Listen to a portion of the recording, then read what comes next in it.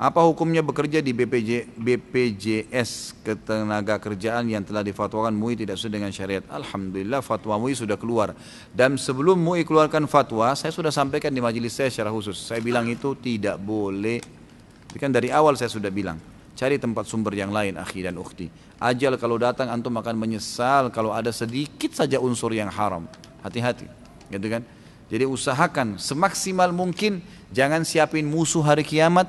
Dan jangan beratkan timbangan dosa antum hari kiamat. Minimal dengan syubhat, jangan. Selamatkan diri dari itu, semaksimal mungkin. Makin kita selamatkan diri kita makin bagus. Kata Nabi SAW, halal jelas, haram jelas. Di antara keduanya ada hal yang samar-samar. Siapa yang menyelamatkan dirinya dari hal yang samar-samar, dia telah menyelamatkan kehormatan dirinya dan agamanya. Dan siapa yang jerumuskan dirinya pada yang haram, pada yang syubhat, samar-samar nih, dia telah menjerumuskan dirinya pada yang haram. Ini jawabannya. Sama, syubhat sama haram sama. Seperti pengembala kambing yang membawa dombanya di padang rumput yang rumput-rumputnya lebih tinggi daripada kambing-kambing atau domba-dombanya, sehingga dia tidak tahu domba mana yang diambil oleh serigala. Jadi dia tidak tahu yang mana nih penghasilannya yang halal, yang mana yang boleh atau tidak. Jerumus dirinya pada yang haram. Kenapa? Ada namanya muru'ah, menjaga hubungan dengan Allah Subhanahu wa taala. Nah, boleh kita sembarangan. Saya sudah pernah ceritakan Sufyan ats-Tsauri, saya ulangi sebentar mungkin 1 menit saja. Bagaimana Sufyan ats-Tsauri yang terkenal dengan sajjad, yang dahinya sampai hitam, terkenal luar biasa dengan ibadahnya, dipaksa oleh khalifah untuk jadi hakim, dia nggak mau, tolak, nggak mau. Jadi hakim, digiurkan, gaji besar, dapat istana, dapat fasilitas, kereta kencana waktu itu. Kalau kita mungkin sekarang mobil yang paling mewah, tetap nggak mau. Dia takut nanti masuk neraka. Dia takut salah fatwa, salah hukum, dituntut hari kiamat, nggak mau ada musuh. Sama khalifah dipaksa, harus jadi hakim, tangkap kalau nggak mau.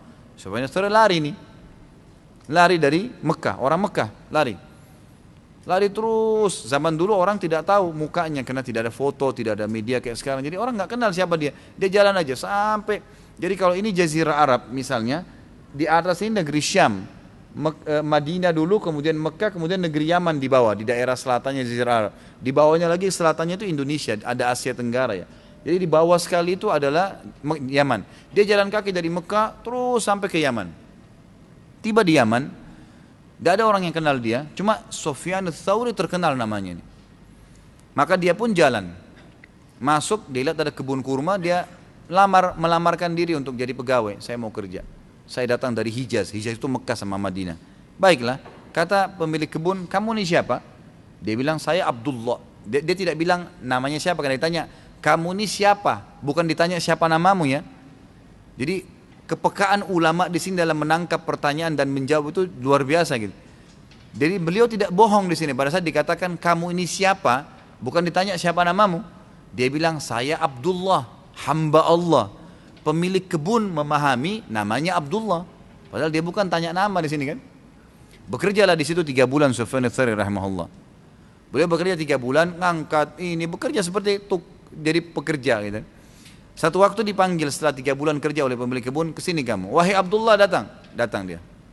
Saya mau tanya, apa perbedaan antara kurma kalian di Hijaz dengan kurma kami di Yaman? Apa bedanya kurma kalian sama kami? Rasanya bagaimana? Apa kata Sufyan ats-Tsauri rahimahullah? Saya tidak tahu tuan. Ditanya sama, kenapa kau tidak tahu? Dia bilang karena saya belum pernah merasakan kurma kalian. Saya belum pernah tahu nih kurma Yaman bagaimana rasanya. Terus yang punya kebun sambil kayak sedikit ngolok bilang, kamu kerja 3 bulan di tempat saya, turunkan, naikkan, milih-milih kurma, 1 butir kok tidak pernah makan? Kata Sufyan ats-Tsauri, demi Allah tidak pernah. Yang punya kebun bilang, bayangkan ya, kerja 3 bulan, ngangkat-ngangkat tiap hari, nggak pernah masukin di mulutnya, nggak berani, takut masuk haram nih. Padahal pegawai di situ. Antum ini yang kerja di toko sudah berapa banyak makan kuenya toko nih. Incipin dikit tapi lama-lama jadi 30 biji juga gitu. Maka yang terjadi, Sufyan rahimahullah mengatakan, demi Allah saya nggak pernah tahu. Orang ini sambil ngolok dia bilang, apakah kamu mau mencontohi waraknya Sufyan ats-Tsauri? Dia nggak tahu kalau ini orangnya gitu. Udah, Sufyan ats-Tsauri diam aja, kembali kerja. Ini yang punya kebun ke kebun sebelahnya, ketemu sama temannya, lalu dia bilang, ada pegawai saya lucu tuh. Kenapa? Dia waktu saya tanya perbedaan dia dari Hijaz, perbedaan antara kurma mereka di Hijaz sama kurma kami di Yaman, kurma kita di Yaman, dia bilang dia tidak tahu. Karena dia tidak pernah incipin satu butir kurma pun di kebun saya padahal tiga bulan bekerja. Nah, satu hal yang tidak masuk di akal. Temannya ini jeli.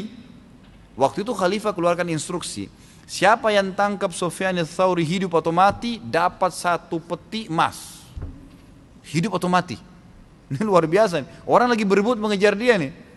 Teman yang punya kebun tadi ini bilang, bagaimana ciri-cirinya pegawaimu itu? Oh, cirinya begini, begini, begini. Kebetulan dia tahu, dia bilang, itu dia Sufyan ats-Tsauri. Tangkap cepat, kita dapat satu peti emas. Mereka pergi ke kebun sana, ternyata sudah tidak ada. Sufyan ats-Tsauri sudah pergi. Tahu nih masalahnya, sudah pergi. Beliau pun akhirnya kembali ke Mekah. Kembali ke Mekah, waktu kembali ke Mekah, Sufyan ats-Tsauri punya julukan ulamanya, alimnya para ulama. Jadi ulama-ulama itu belajar dari beliau karena ilmunya luar biasa.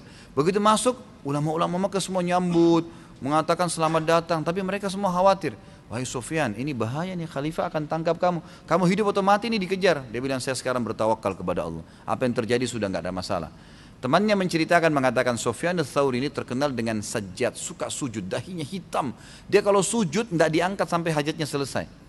Sampai dikatakan di sini dalam kisah ini, temannya bilang, saya pernah tawaf 1 kali, 2 kali, sampai 7 kali tawaf. Sufyan ats-Tsauri waktu tawaf pertama saya dia sujud, tidak angkat kepalanya. Sampai 7 kali saya tawaf masih di sujud pertama, nggak diangkat. Berdoa sama Allah SWT. Luar biasa orangnya, ibadahnya gitu. Waktu Khalifah dengar dia datang, Sufyan ats-Tsauri sudah ada di Mekah, maka Khalifah dengan emosi mengatakan, saya mau tangkap sendiri dengan tangan saya tuh. Sufyan ats-Tsauri waktu mendengar berita tersebut datang ke dekat Ka'bah, lalu dia memegang talinya Ka'bah waktu itu, dikatakan dalam kisah lalu berkata, ya Allah, aku bersumpah atas namamu, jangan buat Khalifah ini masuk ke Mekah. Subhanallah, begitu mau tiba di perbatasan Mekah, meninggal Khalifah. Ajalnya datang, Allah alam, tapi mungkin doanya mustajab. Tapi saksi bahasan kita di sini apa? Bagaimana Sufyan ats-Tsauri menjaga hubungannya dengan Allah Subhanahu wa taala. Jangan siapkan musuh hari kiamat, ikhwani.